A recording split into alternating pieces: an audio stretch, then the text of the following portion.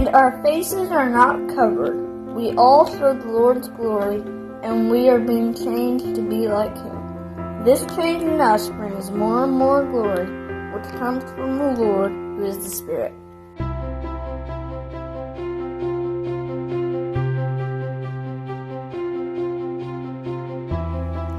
But we Christians have no veil over our faces. We can be mirrors that brightly reflect the glory of the Lord, and as the Spirit of the Lord works within us, we become more and more like Him.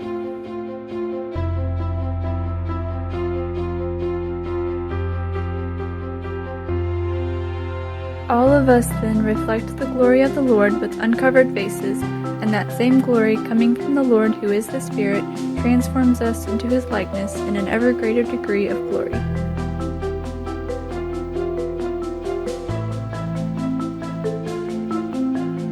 But we all, seeing the glory of the Lord with unveiled faces, as in a mirror, are being transformed into the same image from glory to glory by the Spirit of the Lord.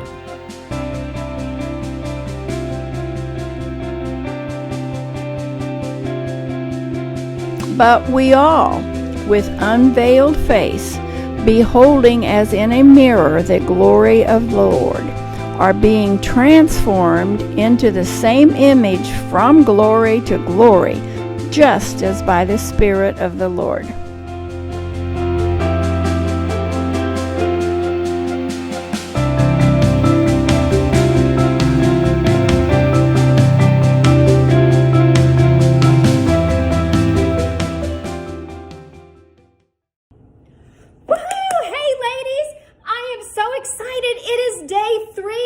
P3 Network Conference. I don't know about you, but I cannot wait to see what's happening tonight. Hey, there's an amazing guest coming up, and we've got lots of things to do, so let's get started.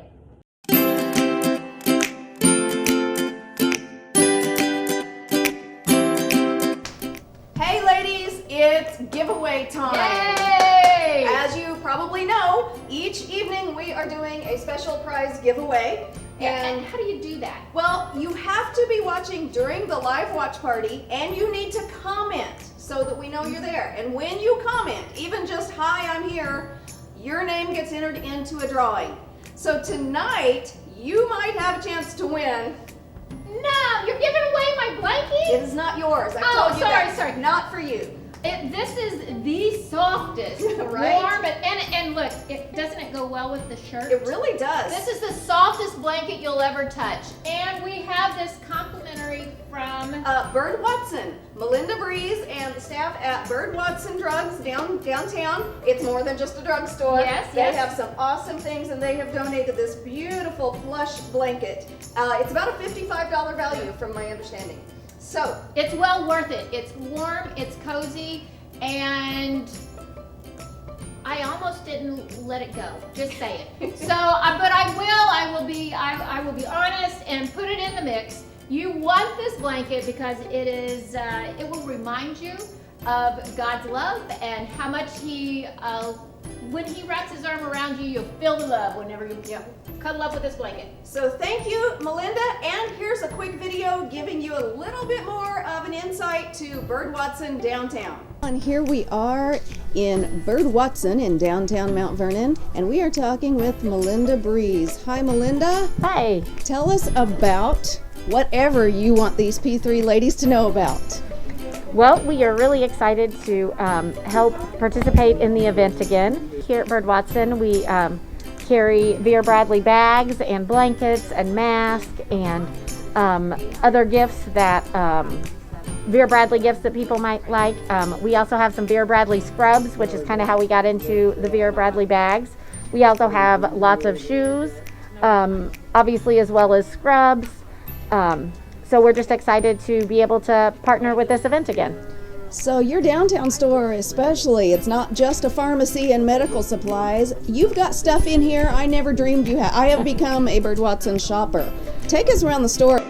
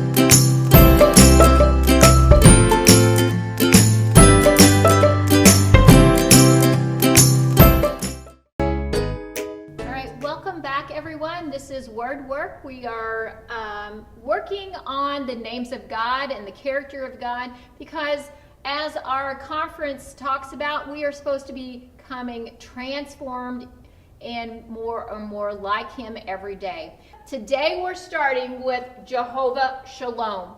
Now remember, Jehovah means the existing one and the eternal one. Shalom means my peace. So the God of my peace. Now watch this. When you look up the word peace, it is, and I'm not saying Webster, I'm saying actually go to the Hebrew translation, and it means contentment, wholeness, safe, well, complete, health, friendship, and prosperity. Now watch this. You put all that together.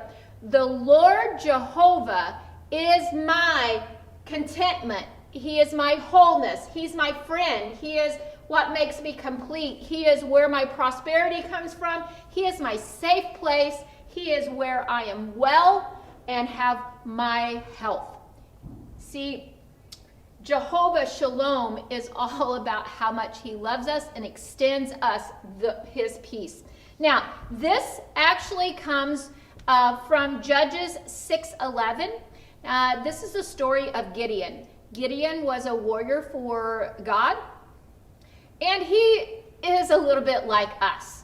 God called him into service, and God calls Gideon to deliver Israel, and He tells him, Gideon, you are a mighty man of valor.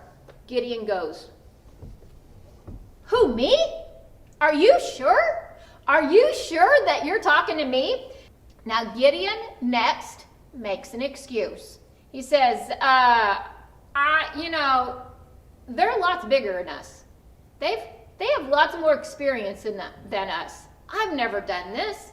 So Gideon makes excuses, and God tells him, Gideon, I'm going to be with you. I'm going to go out for you. I'm going to make sure you win. Gideon then says, give me a sign. I need to make sure I'm really hearing from you. So the sign was, Gideon made an offering, a sacrifice, and God consumed that with a fire. And then Gideon built an altar and named it, the Lord is my peace. Now watch this. So many times we operate just like this. God calls us to do something, and we look like, me? Are you kidding me? I don't think so. Then we question the circumstance, and then we make excuses. I don't have the right stuff. I didn't go to school for that. I don't have time. And can you show me? Come on, I need a sign if this is really you. And all the time God is going, hey, I'm calling you. Yes, I'm going to go out in front of you. You don't have to worry about this. I've got it covered. I'm going to make sure you win. And hey, just to prove it to you, I'm going to give you a sign. Now maybe your sign is a friend that says, hey, I was praying for you the other day. Or maybe it's a confirmation in a message or a song. Or maybe you're reading in the Word and you see in the Word the very thing that God is calling you to do. You see, God is for you. He is not against you. And He has a plan for you. And when He calls you to that plan, and you step into it, He says, I'm going to be right there with you. Not just with you, I'm going to surround you. I'm going before you. I'm behind you. I'm telling you, I've got this covered. And because of that, we can operate in His peace. Now, in the New Testament, it says a lot about peace. Philippians 4 says, the God of peace will guard your heart. Colossians 3 says, let the peace of Christ rule. John 14 says, my peace I give to you. 2 Thessalonians 3, the Lord of peace gives you peace. Matthew 11 said, come to me and rest. I'll give you peace. Galatians 5 actually says, the fruit of the Spirit is love, joy, peace. You see, He's not going to withhold His peace from us because it is His character. It's who He is. And He is not going to withdraw Himself from us. He says, I will always be there with you. I will never leave nor forsake you. So my peace is always with you. What we need to do is build an altar altar just like Gideon did. You see, every time Gideon came by that altar, he was reminded of the things that God has said to him. He was reminded of the promise that God was going to go before him. Have you built an altar today to remind you that God is your peace? Now, an altar for you might look like a sticky note on your refrigerator that says, hey, he promised me prosperity. He promised me peace. He promised me wholeness. And this is how it shows up. You see, he's said all those things for us. And because you are remembering those promises and how he's fulfilled them, you can actually step into his peace. It's there for your taking. Now watch this. Remember, we're supposed to be transformed into him. Watch his character, all of that, his character, he is consistent. He's a refresher. He's present. He's an overcomer. He is an encourager. You see, he does those things for me. Now I need to turn around and do those things for other people. I need to be peace so other people can see his peace. I need to be an encourager and remind people of those promises. I need to be present in other people's life just like he is present in mine. I need to be a refreshment for people. I need to be an overcomer so people can see that. I need to be somebody's altar that reminds them how good God is, and that because of all that, all the circumstances that are pressing in on us, all the things that might cause us fear and anxiety, I actually remember who he is in that moment, and I can step into his peace. I need to show that to other people and remind them how good God is, how much he is working on our behalf, and how present he is in these circumstances. You see, it's not the circumstance that I trust in, but it is God, and because of that, I can have peace. His peace, not something I drum up, not something I stir up, but his peace, because it's who he is. And then I step into that, and I do that for others, and they can see him. All right, you guys, that's your challenge today. Be the peace of God so other people can see him. Join me here tomorrow, and have a great evening.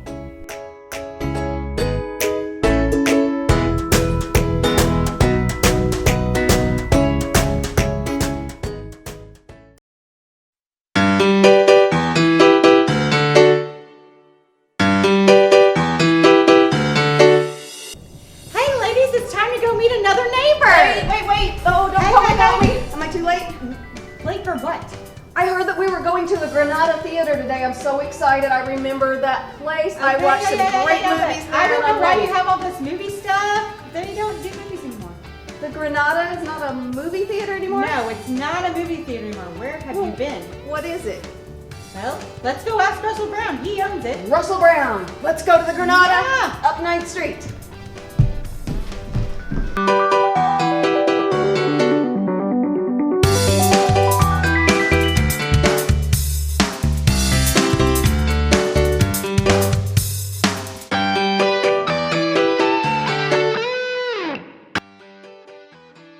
So talk to us a little bit about this building that we're standing in and the transformation you've taken it through. Yeah, you can see we're in the Granada Theater. It's on North 9th Street, a block away from Kingdom Seed Ministries.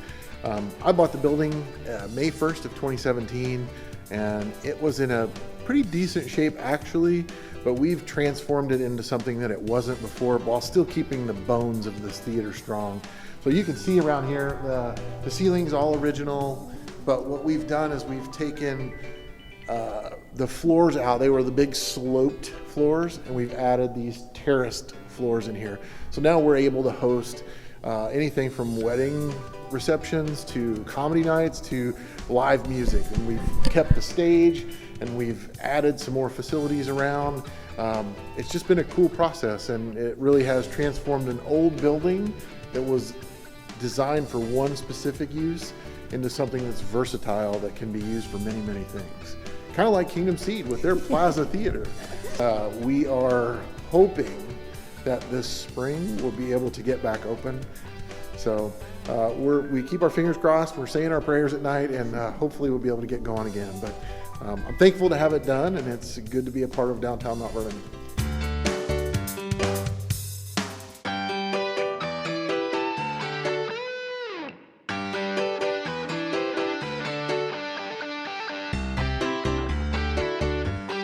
We're at thegranadatheater.com, and theater is spelled the old-fashioned way, T-R-E. So Awesome. So I encourage all you gals, when you get the chance, come and check it out in person. It is an amazing transformation, and we love having Russell as one of our 9th Street neighbors.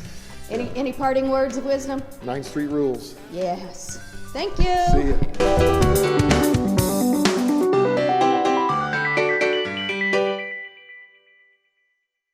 Hey everyone, you know what it's time for? It is time for our guest speaker. We have an amazing lady for you today, and here she comes.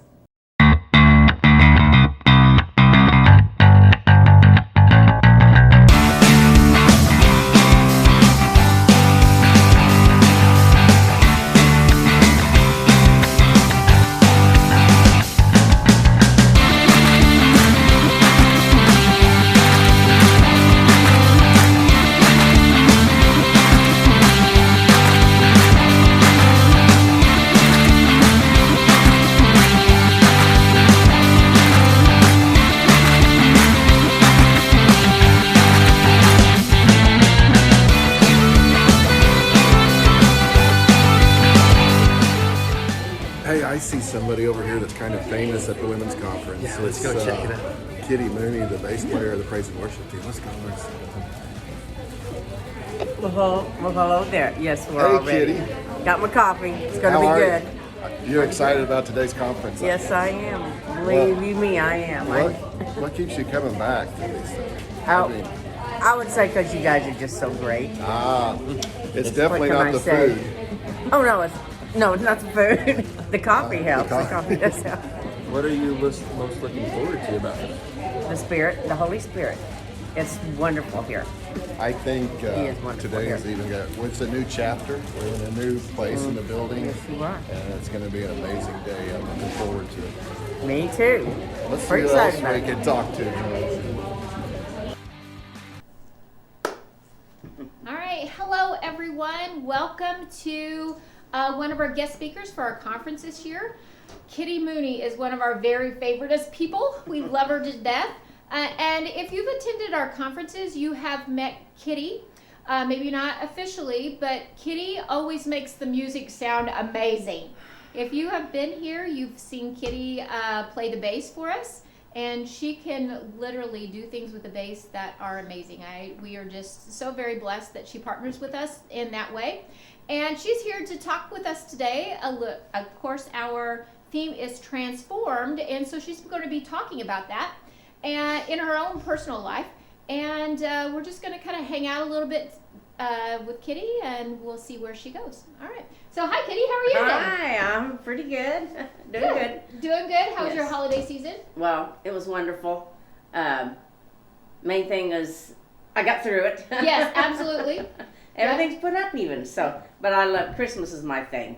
We always do a big theme party, and I didn't think I would come off, but it did. It did. And, yeah, we had wonderful times, good memories. So Good. we're good. Good. Isn't it amazing how even when the circumstances change, he always I know. fixes it somehow. I think Right. I appreciated everything so much more this year. Isn't that Every a blessing? moment I appreciated being with my people Yeah. and doing normal things. you know. That's a lot of us. You've probably heard about people hate change and change is hard and those kind of things. And yet when things do change, it gives us the opportunity to allow him to do new things in us and build Yes. appreciations.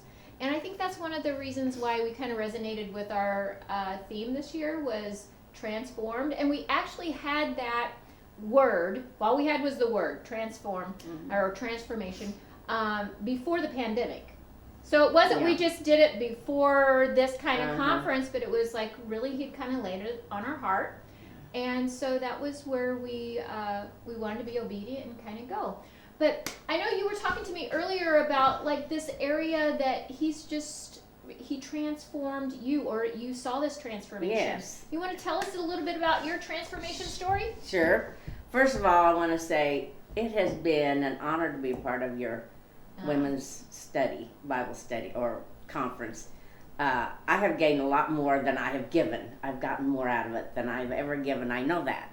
And it's an inspiration to me, and I'm usually on fire for so long, you know, just Good, because good. I've just gotten so much out of it. Oh, And thank you. it is a blessing to be a part of it. So It's amazing that God has put together this amazing bunch of women who are passionate about Him with these diverse skills. I know. And I mean, And we're not around each other at all, except Yeah, once yeah, a year. yeah, you know. conference. So That's one of those, like, people would think that band plays together all the time because it sounds so good. And literally, that band gets together for the conference. And I mean, we love each Right. other, we connect occasionally, but that is really when we come together. Mhm, So, it is. Okay, well, I do want to tell you all about how I got started playing bass. okay. Because that's what I do. That's my part. That's my contribution. I feel to the conference, and it's just the sweetest thing on earth, really, to me. But when I got married, which was, this dates me, but it was about 45 years ago, Fred was just on fire for the Lord. You know, he rocked solid in his faith, and he just pulled me in. You know, it's not that I didn't know the Lord, but he just Sucked you pulled me. in. Yes, pulled me into it. And he was playing in gospel groups all over, and I was very happy. He was playing drums, playing music, and I was more than happy following him around and supporting him, and that's just what I did, and I was fine with that.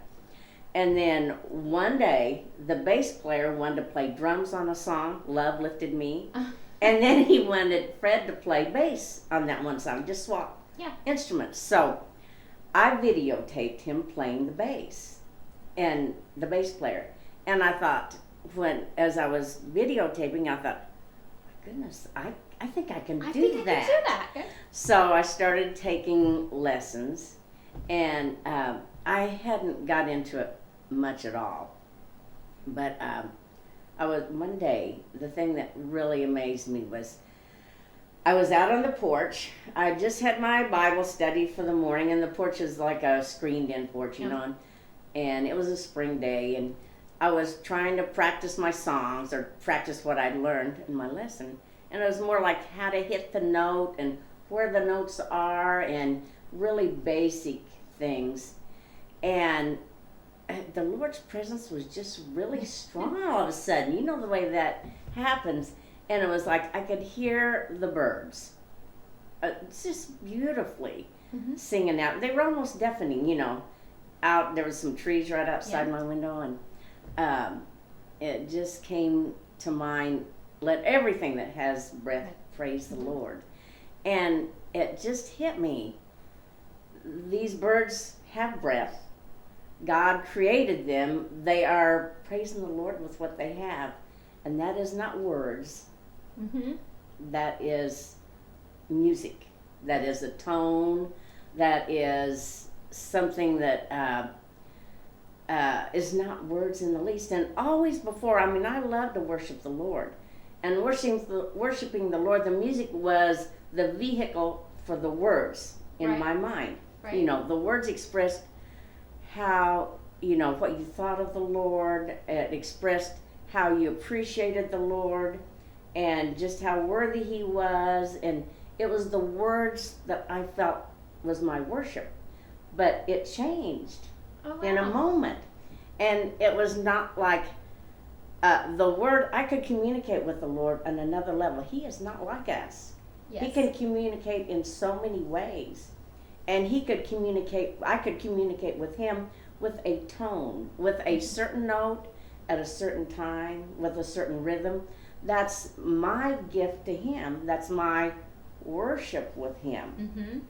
And I couldn't play two notes, you know, at that time. It's like He's not bound by the confines that we find ourselves in. Like words, like in order for us to communicate, we either speak the words, write the words, use some kind of language that we can communicate.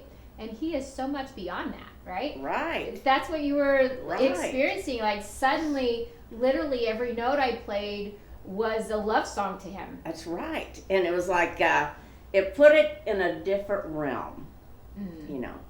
And since then, too, I have noticed that I've played different kinds of music since then at different times. I've learned different styles of music, and I've played in different venues, but playing for the Lord is like, I love music and it's way up there, but playing for the Lord is like 1,000 times better than playing any other kind of music there is, because to me the Lord speaks to me through that music.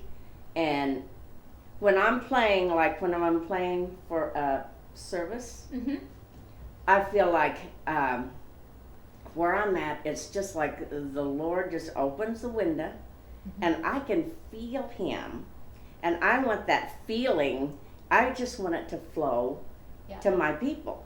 And I keep thinking, come up here. I know. Stand right here. Here's where it's at. I mean, it's just such a wonderful feeling, and it's more than a feeling. It's just that you know you're connecting with the Lord, and you're giving Him something. You know, you're giving Him your praise, you're giving Him your worship, and you're doing a job for Him. That's my job. Right. You know. It becomes a form of adoration. Sure. An expression of all the things that are in your heart that sometimes, I don't know about you, but sometimes my heart is so full, I don't have the words to express everything that's going on in there. And so that music, as you play, is your expression of your love and devotion for Him. Right. And I found out that can be different things to different people too. Sure. The act of doing it, whatever it is the same, but it could be in different forms. It doesn't matter what you do. You know, the music is what I do. For you, right? That was that almost defining, transforming moment where your worship went from, here's the words I can use to tell you. The music said, here's my heart. Let me see my heart. You don't have to use the words. Right. I can feel it to you. Yeah, you know? Exactly. It's like I'm transmitting it to you through every note I play. Because I don't have the words. You're right. Yeah. There are times I don't have the words. I can't explain it. And I think that's what my job is to just open up so much to the Lord that I am feeling. I feel like it's just a window opened up. You're almost like this conduit. Right. But I want it to go out. Yes. You know, that's my job as a worship praise team person. Sure. Is to help pull people into that same place. I don't know if you've ever, you may have heard me tell this story, but I can remember very distinctly when he called me to be a worship leader. And most people, whenever you think of a worship leader, you think of the person that's standing up front singing and leading the songs or this kind of thing. And I, you hear him whisper to you and you go like, okay, that can't be right. Because that's what I did when he said, I want you to lead people to worship. I want you to be a worship leader. And I said, and I literally laughed out loud because I can't sing. Right? So it's like in my head, this picture of what a worship leader does, and he says, no, let me get rid of that picture. I want you to lead people into worship. I want you to worship in front of them in such a way that they can see me and then experience me through worship. And that's when I hear your story about, I could sing the song, but this way, when I started to play the music, my worship was transformed and he could hear my heart. Not just hear my words, but he could hear and see my heart. And then he flowed through me, and you step into that anointing and then watch what happens. And that's like what I experienced too. Is like I didn't have the words to say everything that was in here, but when I worship and the anointing comes and flows, and then it's like this two-way stream. It's going back. I'm pouring out my adoration on him, and he's pouring into me, and then it flows out. And I don't know how many people have told me since they kind of know my story, says, oh my gosh, when you worship, I feel God's presence. I do too. Right, it's like that kind of thing. So like that whole idea of transformative worship, whenever we put ourselves in the position to get beyond what we in the physical can know or do, gets us to that place where he can work through us. It's almost this supernatural kind of worship. It is. Yeah. And what's amazing too is, like you said, we don't get together very often. Yeah. And for musicians to come, unless they are professional musicians and do it every day, you just don't, it just doesn't flow. But the Lord is working on everybody's part. And the Spirit is there between all of us and speaking to all of us about how to build a song, how, to be sensitive to the Spirit is so much. And that's the only way that we can be effective, I think. Is through the Spirit. If you guys are not music people will get this, right? Mm-hmm. If you are not a musical person, when the song is written and there's the parts to play and those type of things. But when the Lord anoints musicians, it's almost there are things that happen that aren't scripted. It's not on the paper. Right. It's not the thing that's written out. It may not even be what happens in practice, but God starts to flow and anoint you. And it's so amazing because you all go to the same place at the same time, the rhythm or the tempo and the intensity, or doing repeating a refrain or something, and you just like in the Spirit know where to go. Right, and it's awkward without the Spirit. Yes. Because you have to practice and practice and practice to get that down, but with the Spirit, He makes it all fit together. Isn't that because that doesn't happen. That just doesn't happen. No, that's a real God thing. And whenever you're, thinking about transforming worship, the transformation that happens in worship, actually God calls us to worship because He knows it's good for us. Right. So it's like, it's not that, the command that says, worship me. Is it because He needs it? It's because He knows we need it. Right. Battles are won. In worship. Yeah. Battles are won in worship. Things happen in the spiritual realm when we worship. Sure. And that's where we are transformed. It's that transformative place when we get to our most vulnerable. And that's whenever He starts flowing in and through us, we step up into this different realm. Mm-hmm. Right, and then when you've been pretty there, sweet. You don't want to go back. No, It's like, I sweet, I want to worship that way because I know that's where His presence is so powerful. That's where I become more and more and more like Him. Right. Yeah. And just with the whole transforming thing, I feel like God's given me that job to do. Yeah. And it's so exciting. At my age, I have a job to do. He never quits on us at any point in your life. It's not like when you're young and, full of vitality that God's got the job for you. God always has a special job for you. And that's an act of worship, just Absolutely. doing the job God's given you to do. And that might not have anything to do with music even. That's true. But when God gives you that job to do, it puts it in a different realm too. Yeah, absolutely. And it could be painting a wall. It could be anything. But when God puts that into you to do that, it just it gives it more significance, more value. Yeah. I think. Anytime it's that God assignment Mm-hmm. and you accept it, because here's a thing that I was wondering, it just came to mind, because when you accept the assignment, it usually requires something of you. Oh, doesn't it though? Yeah, right? So you accept the assignment. Yeah, God, I want to do something for you. Oh, you want me to do that? Okay. And then, you spent time in practice. Yes. Time, energy, effort. Right. Yeah, and your bass is just beautiful. I mean, you bought a beautiful bass, and you've got, Yeah, that was my big screen TV. Exactly. I saved up money from my big screen TV, and it turned into my bass. Yeah. So it's like. Yeah. It doesn't just happen all at once. No. And it takes time and a lot of hard work usually. Time, energy, effort.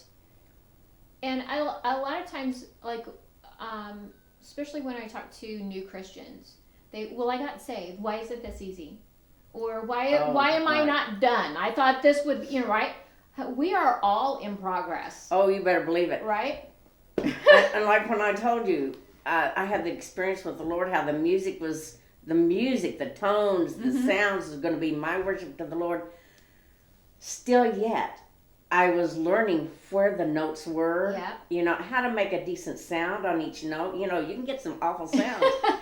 And if I played it, it would be awful. And the very first time I got up to play at church, I thought, if I ever get off of this platform, I will never get back here again. So it doesn't happen all at once. And think about what you learned about yourself, though. And what he was teaching you and forming in you as you stepped into that. Yeah, I'll do that for you. It doesn't happen all at once, even though God might give you the assignment and he might give you the excitement, but it takes a while sometimes. Sometimes it's immediately there, but often you have steps to go through to get to where he wants you to be. What did you learn about yourself when you were going through that process? Well, I learned that my husband is very, very encouraging.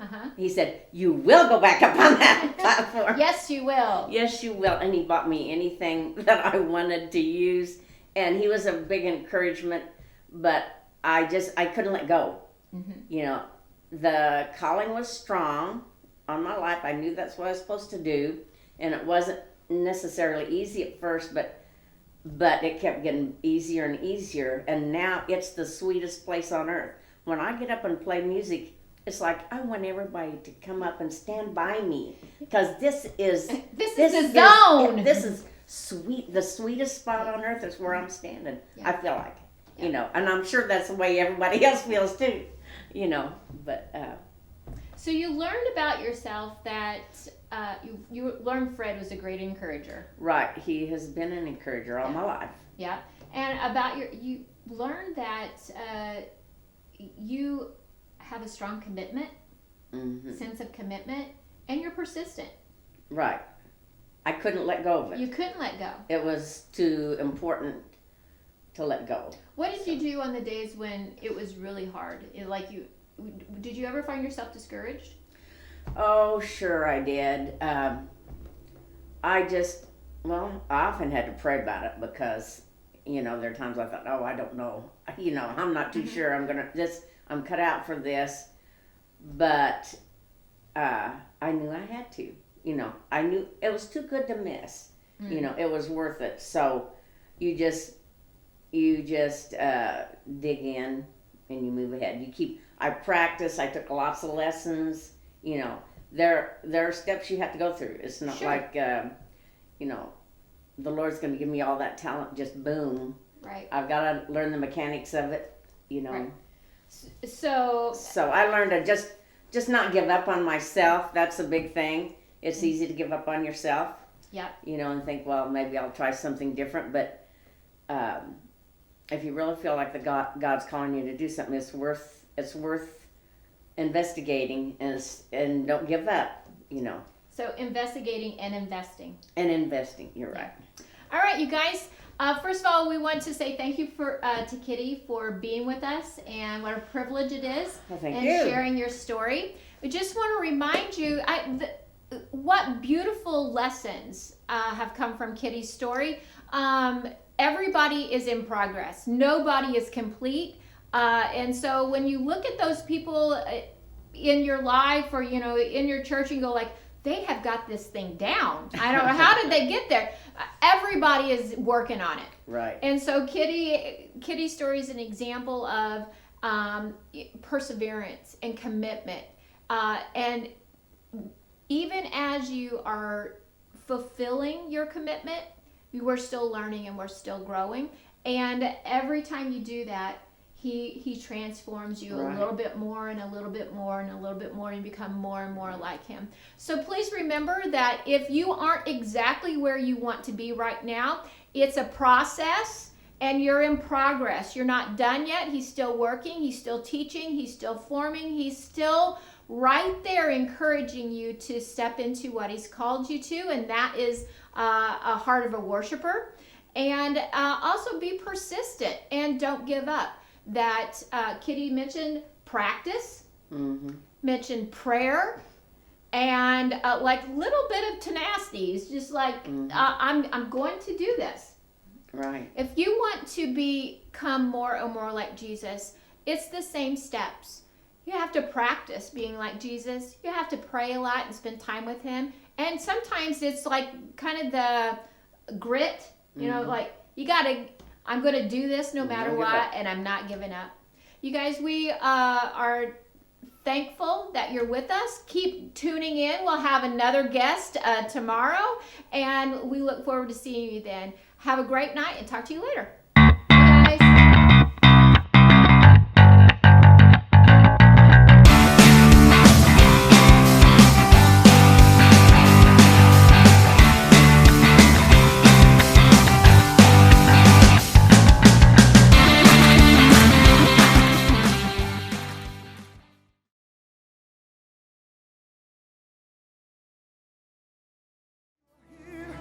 You are here, touching every heart, and I worship you, and I worship you. You are here, you're healing every heart. I worship you, I worship you. You are here, and you're turning lives around. I worship you, I worship you. You are here, and you're mending every heart. I worship you, and God will worship you. Waymaker, say, waymaker, miracle worker, promise keeper, light in the darkness, my God, that is who you are. Waymaker, miracle worker, promise keeper, light in the darkness, my God, that is who you are. So even when I can't see it, Even when I don't see that you're working, and even when I don't feel that you're working, you never stop working, you never stop working. And even when I can't see that you're working, and even when I don't feel that you're working, you never stop working. come on, he never has and he never will. Sing it. Even when I can't see it, you're working. Even when I don't feel it, you're working. You never stop working. You never stop one more time. Even when I can't see it, you're working. Even when I don't feel it, you're working. You never stop working. You never stop. But waymaker, sound, waymaker, miracle worker, promise keeper, light in the darkness, my God, that is who you are. Waymaker, miracle worker, promise keeper, light in the darkness, my God, that is. We sing, that is who you are. Sing, that is who you are. That is who you are. That is who you are. That is who you are. That is who you are. That is who you are. That is who you are. That is who you are. Waymaker, light in the darkness. Sing waymaker, waymaker.